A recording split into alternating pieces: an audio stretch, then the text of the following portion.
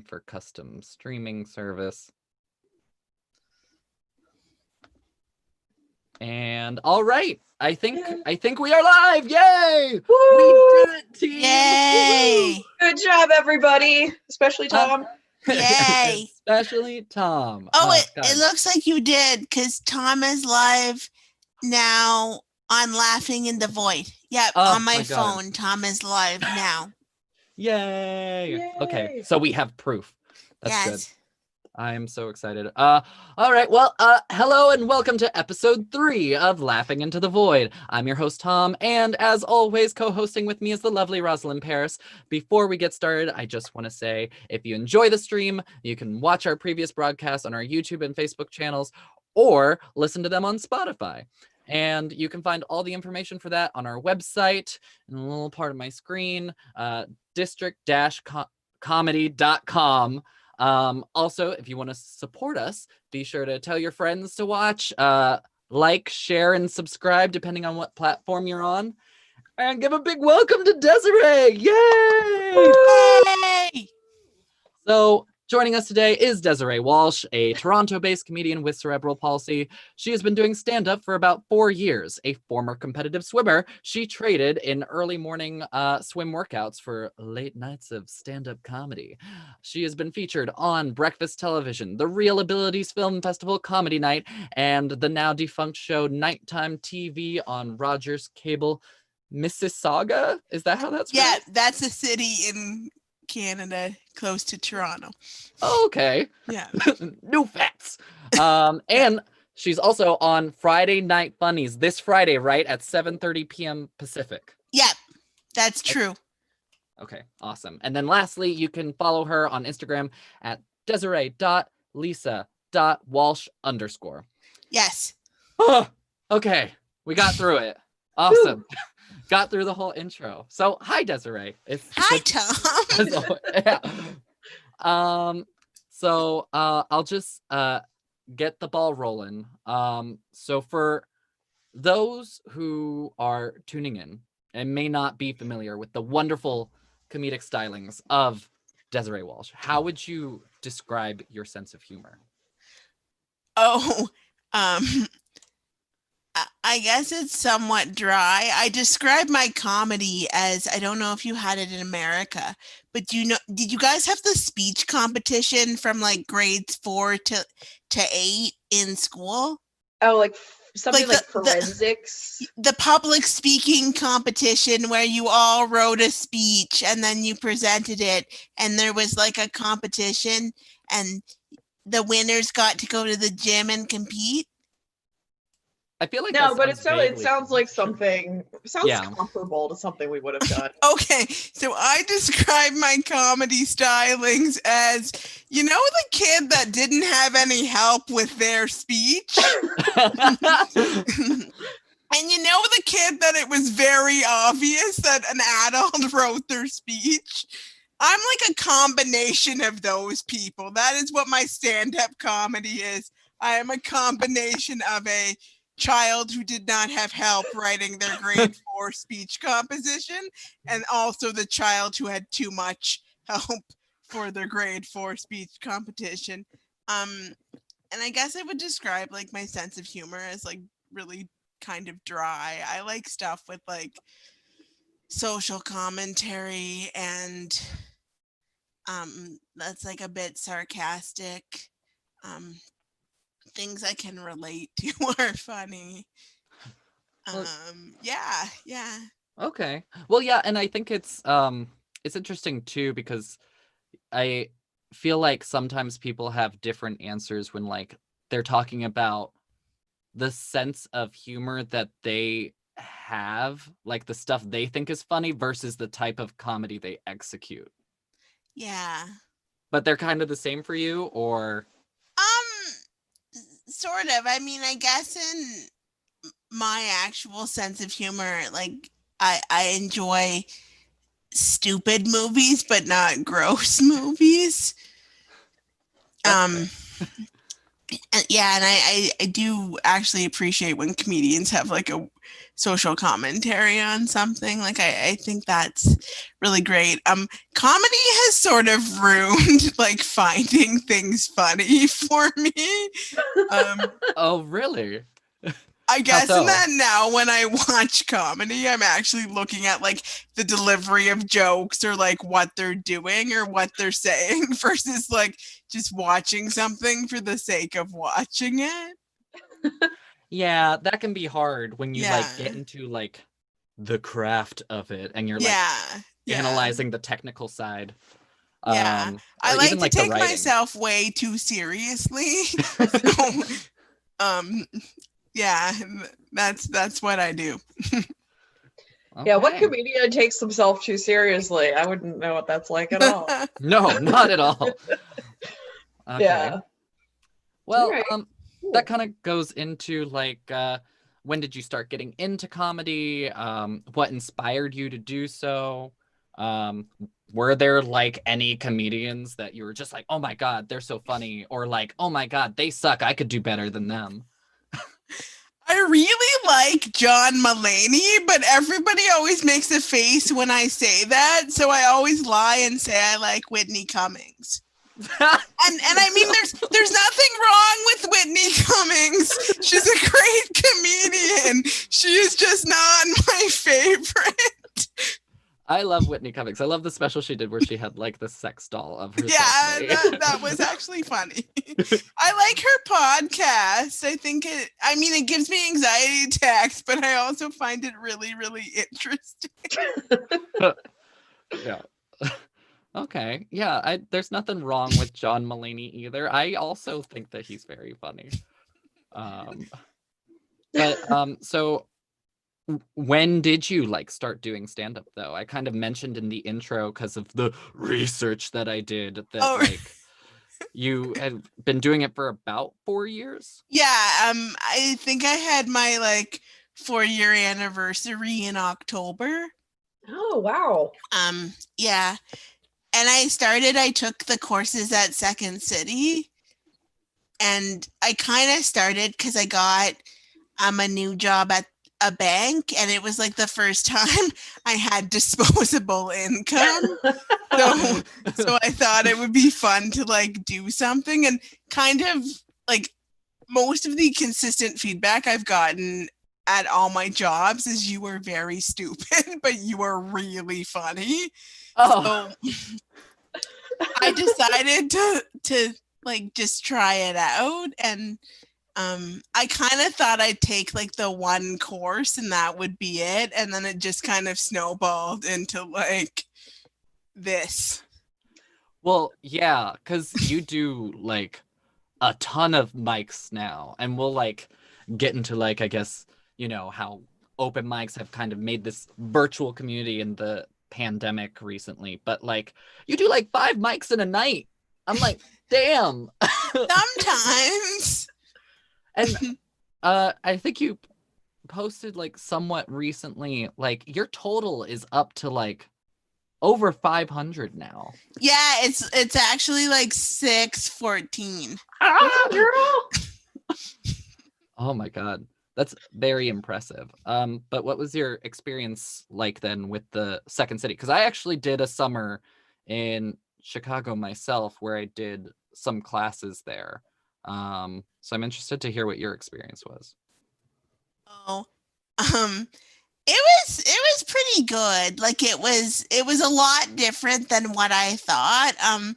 I was very lucky in that the man that taught the course was I don't think this is going to mean anything to American viewers, but he was a former like Yuck Yucks comic, which is a big comedy club in Canada. And he is probably a little bit older than my parents. And he was really into like, this is how it is. And like, he said things like, there are more comics than stage time in Toronto. Like, it's very hard to get fit. Like all things that are true, just like he just delivered them in a terrifying way. Kind of. And I mean, like, if you go into like what I've kind of discovered after being a comedian is that like regular people don't actually know how stand-up comedy works. Cause like I had never been to an open mic. I'm not even sure I knew they existed. Maybe I did. So I just kind of thought like I actually don't know what I thought. Like I think I thought like I'd do this course and then do the show, and then my next thing would be a Netflix special because I was that good. And I mean, like it kind of makes sense with like what you see on TV. Like this is a poor example, but it's the only person I could think of. But like Russell Peters has probably you guys know who that is, right? It's a Canadian comic who's kind of a big deal, sort of. Yeah. Okay, Roz good. Does. I don't. Sorry. Yeah, he's been in a couple movies, I think. Anyways, so like he's obviously been at stand-up comedy a very long time, but if you don't know, like you just think like, I mean, he blew up when I was in university. So according to me, he'd only been doing stand-up comedy for 4 years, and look at all the success he was getting. Mm-hmm. Yeah. So, I mean, I think it was more of like a bit of, it was only shocking because I didn't know. And I think he was doing that because he didn't want people to be like, well, why don't I have a Netflix special? I've been doing this for a solid 10 minutes. And I think he just wanted to paint like a really realistic picture of how stand-up comedy was in Toronto. And I think in some ways, like it helped me because I was like, okay, it's going to be really bad. And then when good things started to happen, I was like, okay, like, so it's not so bad. And then I think I was able to keep going because my expectations were so low. Yeah. And that's also like a good way to approach it, I guess. If you're an instructor, I would be worried, like, especially for an introductory class, that you'd be scaring people off. But I also get what you're saying as far as like, I feel that can be the case a lot of the time for celebrities. It's like, it's all of a sudden overnight, they're like a hit sensation. And then like you talk to them and it's like, no, actually, I've been in the game for like 20 years, just not making it. Yeah, and I should have said this instead, but apparently Whitney Cummings has been doing stand-up comedy for like 15, 20 years. Yeah. And like she's just, I mean, she's been getting stuff for a long time, but it took a while, is my point. Yeah, for sure. Cool. But yeah, and you mentioned university, and also part of my stalkery was you have a background in philosophy and human resources, and then I forget what your master's was in again. It was inclusive design. Architecture? Oh, okay. That's right. Inclusive design. Okay. Yeah.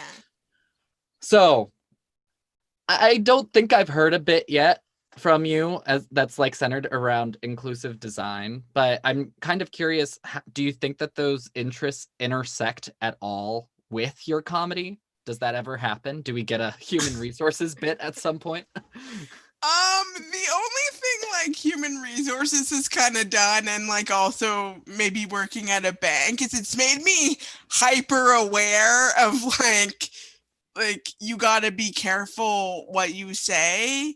Because there's been lots of, I mean, not necessarily with comedians. There was an incident in Canada where 2 men were at a, I think a soccer game, some sort of sports thing. And there was a female reporter doing like a sports reporting, if you will. And these men had some alcohol and decided to call said reporter names while they were like, while the TV was running, like the cameras.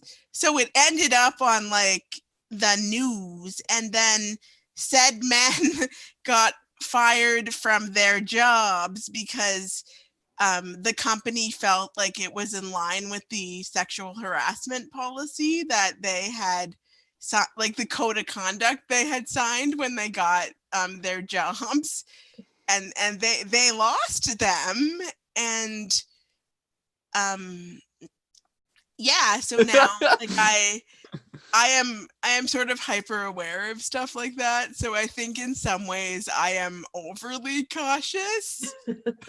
So that is really the only way HR really intersects with my comedy career. Is it probably ruins a lot of opportunities for me. It's not a lot of fun for producers, because I'm always like, oh, I am going to lose my job like every 97 seconds. Yeah. Well, yeah, very, very much. And that's like, I guess, been like a running joke as of late. I don't know. Maybe it's been running for longer than I've been aware, but like everybody getting canceled. Yeah. I worry quite a bit about getting canceled. I can't imagine you being canceled. I love your comedy so much. And part of it is I feel like I never feel like I specifically am in danger of like being made fun of when you're up there. So no. That's good. I actually work super hard not to make anybody feel uncomfortable or get offended. It's like the opposite of an edgelord, like where some comedians are like, I want to offend everybody and I make fun of everybody and that's how I'm inclusive. I am the opposite. I think. But those edgelords, those are usually like white dudes. Like they're usually like white cishet dudes who I'm an equal offender, but like no jokes about men. Just like they're gonna talk about like their black neighbor and their girlfriend and and their dick. And their dick a lot. Of course. But to their credit, I have never heard the same dick joke twice. Really? I never ever, like, not maybe like kind of never. Yeah.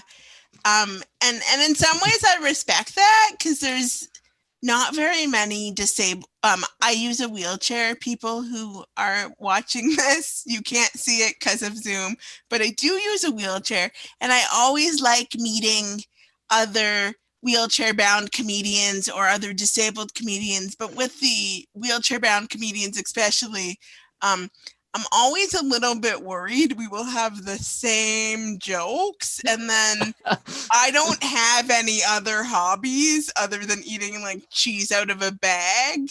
So I'm like, this is pretty much all I have is like wheelchair jokes, and that like one, hey, did you know New Jersey was a state joke, and the new peanut butter sandwich stuff. Like that's all I have. So it's a little bit scary every time I meet another comic in a wheelchair. But hats off to able-bodied white cisgendered men, because I have never heard the same dick joke twice, and there's more of them than there are of wheelchair-bound female comedians. Yeah, I guess that's true. Yeah. Each one is unique and special. Yes, like a snowflake. Yes. Oh my God. Also, since we just said the same thing, I feel like a little bit was like looking in the mirror when you were talking about like other hobbies being like eating cheese out of a bag. That's me. Yeah. The way you described like the sports game, that's definitely me. Yeah. It's like that's the extent of my knowledge about it. Yeah. But yeah, okay. Since you mentioned that you are in a wheelchair, it kind of goes into my next question, which is like what the biggest influence on your sense of humor is, because you are a disabled person in comedy, but you're also a woman in comedy, and you're also, someone who grew up in a small town, and these all give you kind of insight into less represented voices in comedy. So yeah, and lots of people talk about this in terms of intersection of identity, is I find in being a disabled woman, like you can be a woman or you can be disabled, but you can't be both. So really, I I mean, obviously you can, like I'm doing it right now. Right. No, I know, but I find in terms of like, if you're going to take up a cause, you can either take up like feminism or you can take up disability. And I mean, there is a group of feminists that like recognize that intersectionality exists, and I try to be one of those feminists. But in stand-up comedy, like a lot of times women will talk about certain things that happen to them because they are women. And that, like, those things have happened to me too a little bit. But what is more like front and center on my mind is quite often I cannot get in. Like, it's just a struggle for me to get into the venue. So like, all I want to do is get into the venue. I could care less if there was 60 comedians all talking about their dicks. I mean, I'd appreciate it if it was maybe like 10 comedians and then 20 comedians talking about something else. But oh shit, that's only 30. We don't do I that. wasn't doing the math. Yeah. Anyway, but like that's usually like, rather than like worrying about like, am I the only girl? Am I the only woman on the lineup, or like, will there be other women there? Like that's, I love to see other women on lineups and like going to open mics with other women as well. But probably my first worry would be like, is it accessible? Can I get in? And like, also, can I physically get on stage? Yeah, rather than like some of the other things. Okay. But you don't feel like it like forces you into a perspective with your humor, or? Oh, no, I think it does. Like, I think with like, obviously I don't have a dick, so I can't talk about my dick, so I have to find other things, and that can be challenging, as we discussed earlier. But I also like, being disabled, there's so much of my life that like I find hilarious or interesting, that I tend to gravitate to doing more jokes about wheelchair or my disability, even though when I first started doing stand-up comedy, somebody did mention that I probably shouldn't do quite so many wheelchair jokes because they make people uncomfortable and it will limit my career. Wow. I was like, their problem. But then I talked to another comedian who her name's Courtney Gilmore, and she's a triple amputee, and doesn't use a wheelchair, but she is doing quite well for herself in Canada. And I talked to her about like that statement, and she said that it was really interesting because, again, like, no one ever says to the men who do jokes about their dick, like, you should really stop doing dick jokes because it makes people uncomfortable and it will limit your career. But she said, like, people are often very quick to say, like, you shouldn't do disability jokes, or you shouldn't do so many jokes about like your period or being a woman or something like that. Yeah, and it's kind of interesting because like last week we talked to Winston Hodges, and he, he's done his whole stand-up special based around the mourning process and around his dad's death. And one of the things, like, he said that he hasn't gotten that much negative feedback doing jokes about his father's death.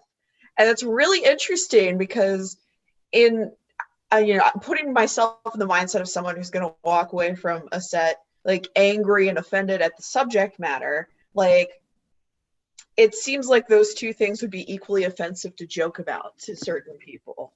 So it's kind of interesting that you've gotten that feedback and he has not. Yeah, I don't really know.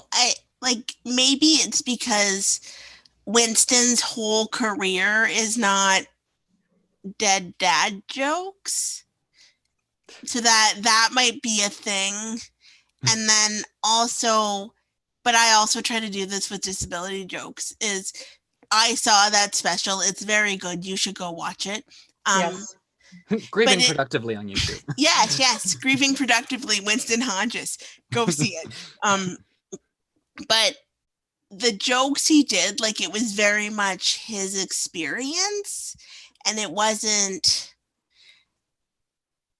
like, I felt it was coming, he wrote them in such a way that it was, you could very much tell these were his experiences, and it wasn't, like, he wasn't writing about death and dying as, like, a shock value, and he was just talking about, like, his kind of thoughts and feelings through the grieving process of losing his dad. And I mean, that's what I kind of try to do as well with, like, disability jokes, is I try to highlight some of the things that are interesting about being disabled or my experience without making people uncomfortable. Yeah. And that's the thing too, is like comedy is for many people like the vehicle by which like they have a voice and like can get people to relate to their experiences. Is like, on the one hand, like those sorts of jokes, like if people aren't super familiar with that situation, could make them uncomfortable, but a lot of times it kind of bridges that gap, and it's like, oh, okay, like I'm laughing, so the tension's kind of broken, and I can receive this information that I maybe wouldn't have otherwise been as receptive. So cool, awesome. I'm looking at my list here for my next question. Good segue. Segues. But yeah, did you experience any like particular challenges when first getting into stand-up? We kind of talked about how just like kind of getting into the venue can like prove some challenges, but like anything outside of that, just as far as like maybe the receptiveness of the community or anything like that, and like challenges, did you overcome them? I mean, obviously you're doing stand-up and you're really good at it and you're pretty successful, so you know, obviously you've overcome it to some degree, but like to what extent, I guess, would be the other part of that. So a big part of like challenges of stand-up is that Toronto, where I live, is pretty inaccessible. So a lot of physical venues are not wheelchair accessible, and that like they'll either have stairs or mostly stairs, and Toronto likes to put the bathroom in the basement. So that's a little, I've gotten really good at holding my pee. Like it should be a special skill on my resume. That's how good I am at like holding urine. So that's a strong challenge to overcome. Yeah, and then kind of the only like other thing is sometimes like there are comedians that will make ableist jokes, or like also like again, and this kind of goes back to the woman thing, like as a woman you are subjected, if you go to an open mic, you are subjected to sometimes dick jokes or like very oddly sexual jokes in nature, and I think that is like a pretty common experience. I don't want to get canceled. And like that, like sometimes that is hard to be subjected to. And I've talked to like other comedians that are not necessarily disabled, but do identify as minorities. And they've kind of said like that. Yeah, that like, is sort of a thing you have to deal with comedy, is there's going to be people who are ableist and racist or sexist or any of the like isms or things. And I mean that can be grating, but you kind of like when that happens, you can either try to like make fun of them if you can, or you can, I don't really recommend this, but if you want, you can approach the comedian like yourself after the set, but I don't super recommend that. Or like you can just kind of know like that. It sounds bad, but like, are you gonna let those people like dictate what you do? And like, I just try to focus on me and my art.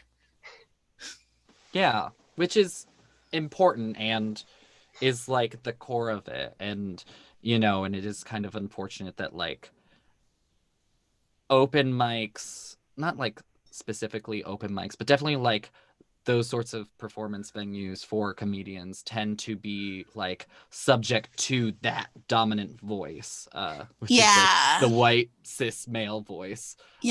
Like a lot of other arenas. And it is everybody else just kind of has to like duck and get out of their way. And also like as I've gotten more into stand-up comedy, like I've also made conscious choices not to subject myself to that. So there are like open mics I don't go to anymore because of assholes. Like, basically assholes. Just because I don't really care to subject myself to that. And like, it's like a form of self-care, I guess, is like you don't like just because it's out there, like you don't always have to get in the face of adversity and like stand up for it. But at the same time, like if you want to and the opportunity is there and you feel safe to do so, like but like if you would rather just not like go there and there's a better venue you could go to that is not toxic, like do that.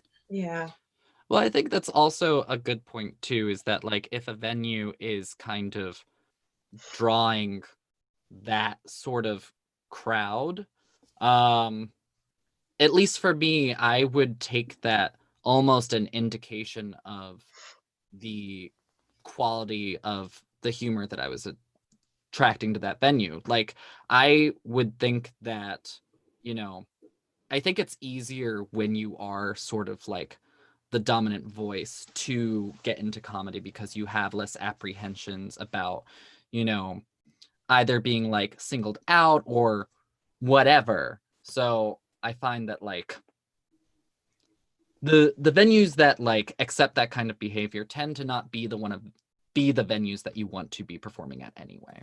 I guess is what I'm trying to say. Cool. Awesome. Next segue.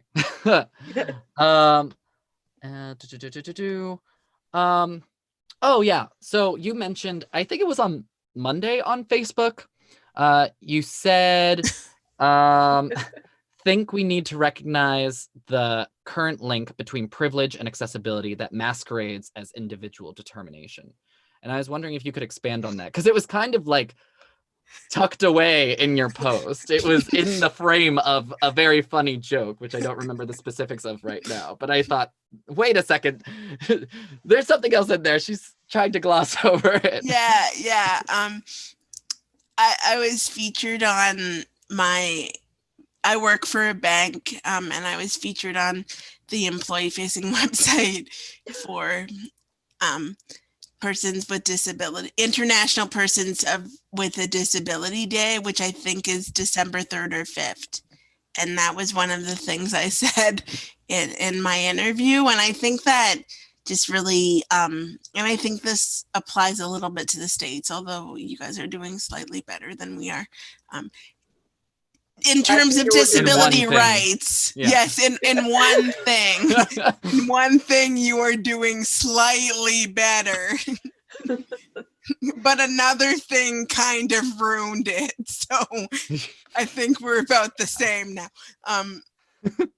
Yeah. So what that means is I feel that like there's this really common sense understanding that if you have a disability and you are able to, I guess, perform hallmarks of capitalism or participate in regular society, It is somehow because you, the individual, are just a little bit more determined than other disabled people who are like, for example, with my employment, I am still like often, not in these times because the air is poison, but quite often when I am on my way to work, if my neighbors see me in the elevator, they will say, "Oh, where are you going?" And I will say, "To work." And they will say, "Oh, like, good for you." And it shouldn't really be like good for you.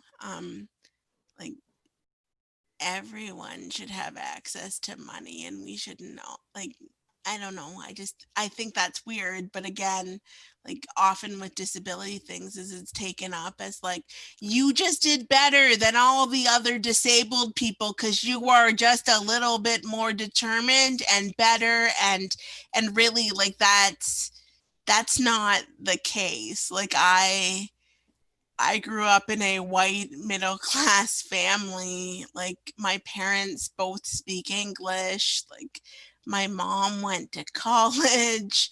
My mom didn't work for the first 10 years of my life. And so she was able to do things like go to school if there was a problem and advocate, and that really, like, having proper access to education is really like a game changer for people. Like, literacy is important. Yeah. And I think that, like, people don't really think about stuff like that when they think about disabled people out in the world, because I don't think people realize like how many systemic barriers there are to just like participating in society as like a disabled person. And it's not that like you are more determined. It is usually that you've had access to resources that people either don't have, or like because of the nature of your disability, you happen to be lucky enough to like get up and work a standard job. Like, I don't experience chronic pain. I don't require attendant care throughout the day, which is, I mean, the bank, if I did need that, would actually supply that as an accommodation, but most workplaces like wouldn't do that. And I mean, they should, but like it's hard to get a workplace that is that accommodating. So like this is stupid, but the very fact that I can go to the bathroom by myself like affords me a little bit of a luxury that some people don't have. And I think like that is the type of conversation we're not having. And it's like there are people that have overcome like extraordinary circumstances, and that's great, but there's also like a lot of people just happen to like have access to a lot of things that other people may not. Yeah, I live in Baltimore City in Maryland. So we're not exactly known for our public education system. And when I was working as a legal advocate with women who were underprivileged, I had a client who was illiterate, and I took her to court, and the state's attorney forgot that she was illiterate and asked her to read something. And they threw the case out because they didn't think she was credible because she couldn't read. So she just agreed with whatever she saw and was basically denied justice because she had a mental disability and had access only to the Baltimore City school systems.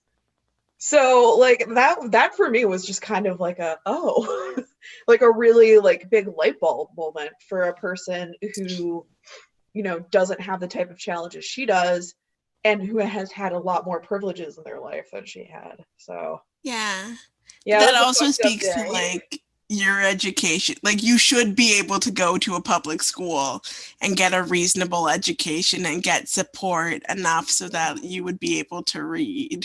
Yeah and people just don't, like, it's something people take for granted. They just assume everyone can read. And so Like it's just like an insane thing to think about how much of a roadblock it's been in this woman's life because she didn't have access to proper education or access to support for her disability. I think she was schizophrenic, so that was like part of her challenges. Yeah. So it was crazy. Yeah. Is this a comedy podcast? It's about comedy. It's not funny. Okay. I'm very serious and not a lot of fun. Very serious. Oh, God. It does remind me a lot, though, of that Tara Westover book, Educated. Just like, as far as like clarifying that. But we're going to move on because it's kind of... got other things to talk about. Well, like, and also just like talking about like accessibility and obstacles as like being part of that system of privileges, because you are also our first international guest on the show. Yeah, and that's like the thing that I have learned about Canada is that, you know, to give credit to your joke, there's like the whole thing about like, oh yay, Canadians have healthcare, which like blew my mind when you were telling that story about like the ambulance costing $45. Yeah, in Ontario, an ambulance costs $45, and we're living about it. Wait, that's it? Yeah. Just the ambulance costs $45, and the rest of the hospital will be free. I'm like, $45K? What? No, it's $45. But well, like, and then on the other side of that, though, like, there not being an equivalent for something like the ADA in America, for like, I think it stands for the Americans with Disabilities Act. Yeah, there we go. Yeah, but I think like, that's what it is. Venues. Yeah. So that's crazy. And come on, Canada. But also, it's like this weird relationship where, in general, though, like the sentiment is in America is kind of like, as far as like the people who are for like universal healthcare systems, they kind of like will look at Canada as like the model, but they're not so perfect. Apparently we are getting a federal disabilities like accessibility act. Currently there is no policy inside of it yet, so it's not fully rolled out, and currently any legislation about accessibility is done provincially, so it's like instead of states we have provinces. So the province of Ontario does have like an Ontario, like I think it's Ontario Disability Act. There's accessibility might be in there somewhere too. But it also doesn't really have any teeth as well. So currently, if you were building a comedy club and you were like, I would like to make it accessible, you could go to like the Ontario government and find like standards and criteria around what counts as accessible in Ontario.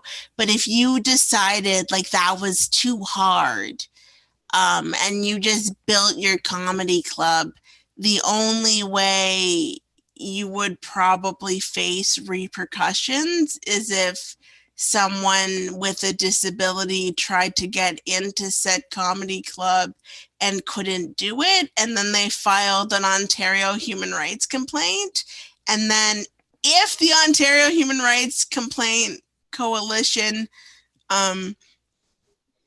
like picked it up and like legislated it, we'll use that word, I think that's right. Yeah, sure. Then you would have to prove that like it would be financially impossible for you to make your comedy club accessible.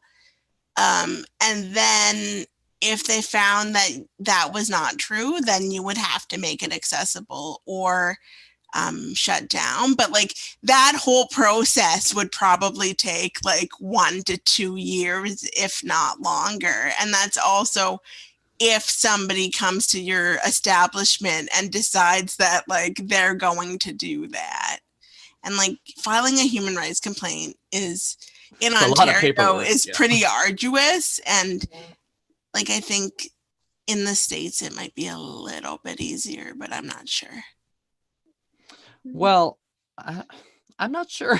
I haven't looked into like how it would work, like doing that in the States. I feel like there's still like some facilities that are like retroactively still trying to catch up with the standards of the act. Like, and even like still like government buildings are like, oh, well, we haven't really updated things like since the act was put into place, that are still trying to like be in line with it. But it does sound a bit like reactive rather than proactive. Yeah. Well, it's interesting too. I just looked up the ADA and it looks like it was only passed in 1990. So it seems like we should have had something sooner, but I don't know. But also too, so my partner owns a performance venue, and it's known for its open mic comedy night, and it is in a basement. Like, it is in no way where all good comedy shows are. Of course. But also too, like, I mean, and you know, he has regulars that have mobility problems. One of my very good friends is looking at possibly losing a foot soon, so she's very worried about not being able to ever go back there again. And it's a crappy little club that's falling apart. So even if you had the intention to make it accessible, the amount of money it would take would be prohibitive. And then there's no resources. Like, there's no one to go to and be like, I realize this is fucked. I don't want to participate in it. Give me some help and I'll fix the problem. Yeah, it'd be cool if you could get like money to renovate your place to be accessible. Would the government not have grants for that? I'd be surprised if we do. I would also be surprised, unfortunately. Yeah. I don't know if Canada does. I think you can get one to make your house accessible, but I might just be lying now. I think overall we can still like come to the conclusion that Canada's still ahead in most things. Sure. Except for, you know, Uncrustables. Yes, we don't have the Uncrustable, and I think it's affecting my quality of life, to be honest. Well, Christmas is coming. Maybe Canadian Santa will deliver a box load of Uncrustables this year. I was about to say, we said that at a mic at one point, that like for like the holidays this year, we're gonna like pull together whatever like money we need to ship Desiree a box of Uncrustables. In dry ice. Yeah, it has to be like in dry ice. You have to get it frozen. And then, you know, there's been a lot of new knowledge about Uncrustables that I did not have before that Desiree has revealed to me. I guess there's like so many different ways. You either eat it frozen, or you thaw it, or you microwave it, or you eat it out of a lunchbox or something. You and Brooks deep fried them, didn't you? Yeah, we did. That's how it started. He loves telling that story. Yes. Well, it's a great story. Oh, God. I would love Brooks's first political scandal to be him getting caught trying to smuggle Uncrustables across the Canadian border. Oh, my God. Creating an international incident. All because Desiree's quality of life needs to be improved by manufactured PB&J. If you're going to, like, be convicted of a crime, though, that's the type of thing you want to be convicted for. Yeah. Like helping somebody with a real problem. Yeah. Having Uncrustables. Yeah. Speaking of which, that's like one of the things that you've kind of I've heard you say that like that's what you're learning from Americans is about Uncrustables. Yeah. But it kind of leads into like, as our first international guest on the show, like differences maybe between like Canadian and American senses of humor. Have you noticed any? Are there any? Sort of, like not really. I'm told by American comics though that the Zoom zeitgeist that we have, or community, is not a true representation of American amateur comedy.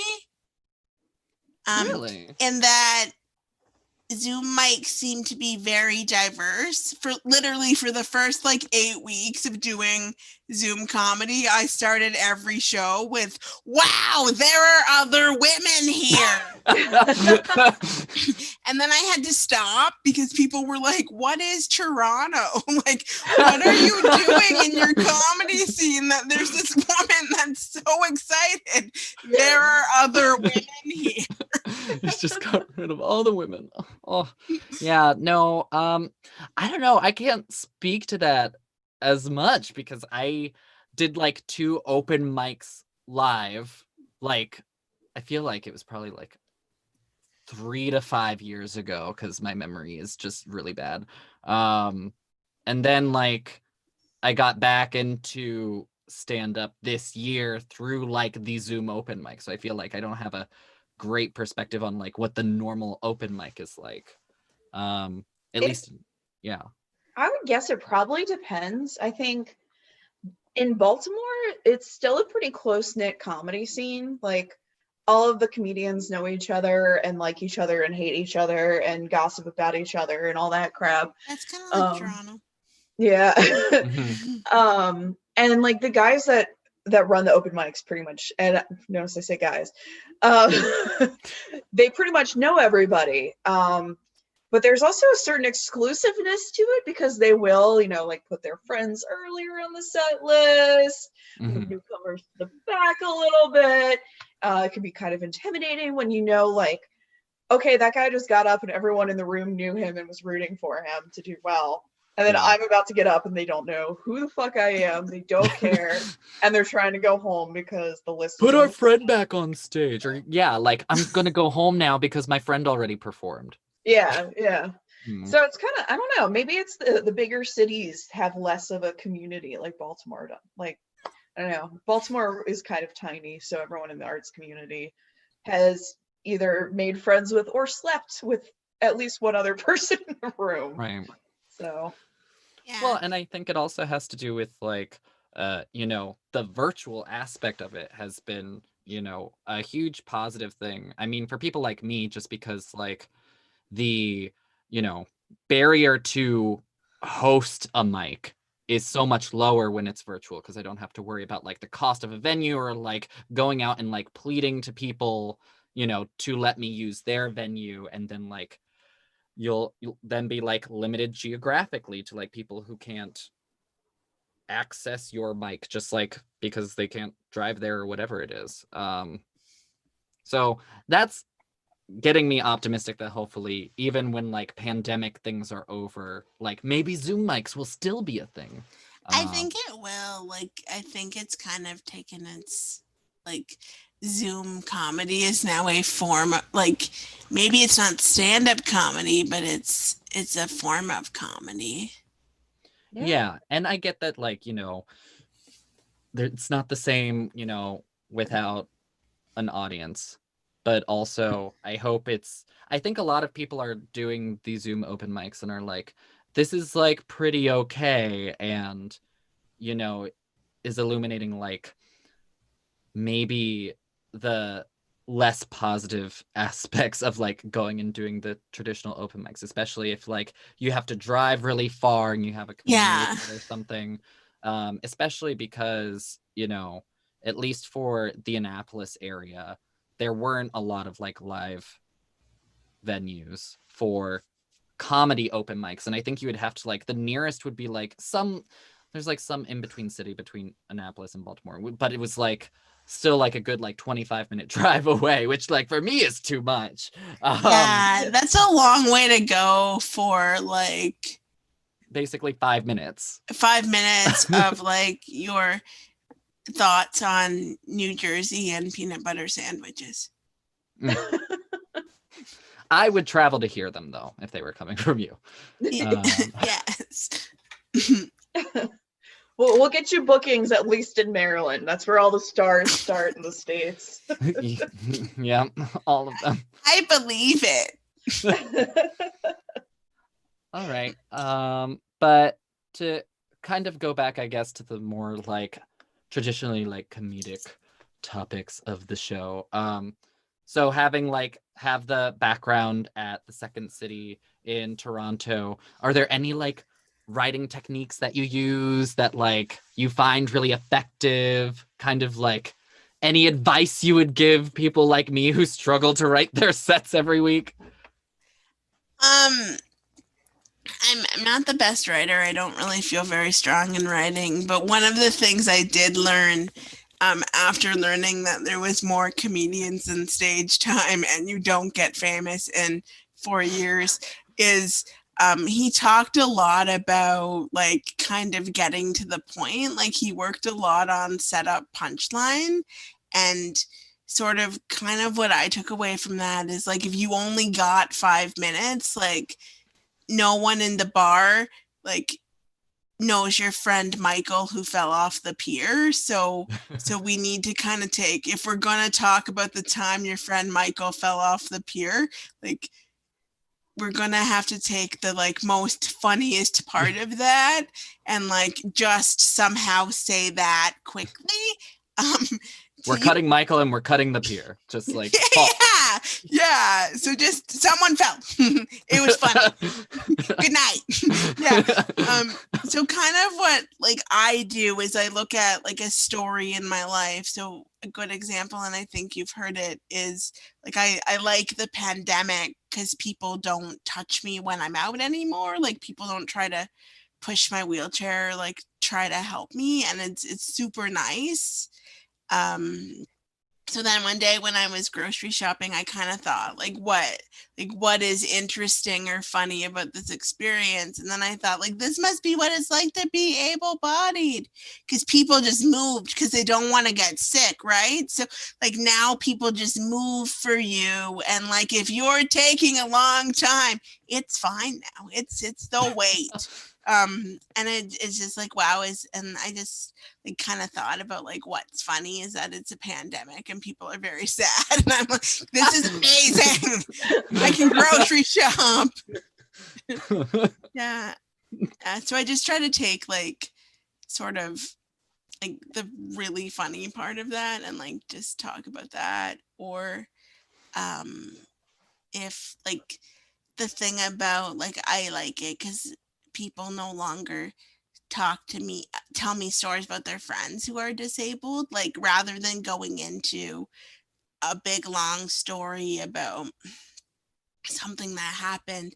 I'll just say people don't tell me about their friends who are disabled, and then just kind of add something a little bit absurd, I'm really sorry about your friend Mark, but I don't have any wheelchair basketball information. Just to kind of give people sort of what it sounds like. And I think I'm always very mindful of, especially in a short set, that you need to get to the actual funny part. And if there's going to be a longer setup, it has to be a good payoff for that. And then one of the things, Winston actually helped me do this, is sometimes if you break things down and make them less detailed, it's funnier. I had a joke about I'm a twin and she's also disabled, and I can't remember if it when we were very little, our mom took us to a doctor that said we'd effectively amount to nothing, and I think that made them really sad, but also kind of happy because they didn't have to baby proof the house. And when I initially wrote it, I had examples of we used to destroy my dad's stereo every day, and they'd just always be what the hell, why is this happening? Someone said they wouldn't move, and Winston was no, take that out and just do try to put in the simpler example, which is my sister fell down the stairs and then my mom took her to a doctor, and the doctor was why don't you have a baby gate? And my mom said I'm not wasting money on a baby gate when a doctor told me my kids would never move. Yeah. Okay. Yeah, that's fair. So kind of a that makes sense, because it's get the jokes per second as high as possible. Yeah, one of those. Yeah. Okay. we're kind of reeling down towards the end there, but I have a couple more questions. Okay. Which some of them I might not be able to get to, but that's fine. But so I'll ask for you, Desiree, what are your goals when it comes to stand-up comedy? As far as like, I heard that in that other interview that you were like maybe looking into some acting, or is comedy something that you're actively pursuing doing full-time or making it into a full-time career? What's your end game? What do you want with comedy? I don't really know. I would love to do this full time, but I have not figured out how you do that without living in a cardboard box. So I'm still gonna work at the bank, but I would love to, if I could finagle some way of doing this without being incredibly poor. I would love to do stand-up comedy full time. Wait, art without being incredibly poor? No way. No. No, I'm just not. But starvation makes it funnier. Oh, yeah, I guess it does. Jokes per second and starve. Yeah. All right. Any last second advice for somebody looking to get into stand-up? This is a bit controversial, but I really do recommend taking a course. Like, I think the Second City course set me up really well to get like a decent 5 minutes I could kind of take to open mics without like completely embarrassing myself. Like, it may have not been completely in my voice, but like I think that comes as you start being more of a comedian, as you get your own sense of a voice. It was just really good because it kind of gave me like a foundation of how to write jokes rather than just like running up there and being like, trailer parks are a good place to camp. I don't know. I haven't thought that. I would have laughed if you'd just gone up there and did that. All right. Well, okay. It's 9:30. It's been an hour. That went by actually a lot faster than I thought. Yeah, this was fun. Yay! Yeah. I'm glad that you had fun. Yeah, thanks for coming on and talking about depressing and funny stuff with us. Yeah. That's my brand, depressing and funny. Mine too. Oh my god. Well, like I also like have been like trying to be more clear. And I think it is as like we do more episodes, but like I'm worried now that like the people who like initially signed up, I need to like give them a heads up and be like, but this isn't like a goofy off the whole time podcast. Like we'll talk about serious things too, just to like give them a heads up in case they're just like prepping like, oh, okay, this is going to be like me doing an hour of material riffing off of somebody. So thank you for being so cool with talking about the serious stuff. And I'm going to do a little outro now just so that everybody has like information on everything. So thanks you again to Desiree and to everybody who tuned in. You can catch us every Wednesday at 8:30 p.m. Eastern. And you can check out district-comedy.com for details on all the things we do. And again, you can check out Desiree on Friday Night Funnies this Friday at 7:30 p.m. Pacific. So I guess that's 10:30 p.m. Eastern. Yeah. And it's a follow late her. one. Yep. I always go backwards sometimes. And then I miss those mics and I get a horrible reputation. But also remember to follow her on Instagram at Desiree with 2 E's .lisa.walsh_. And have a great night. And now I'm gonna struggle to find the stop streaming button wherever that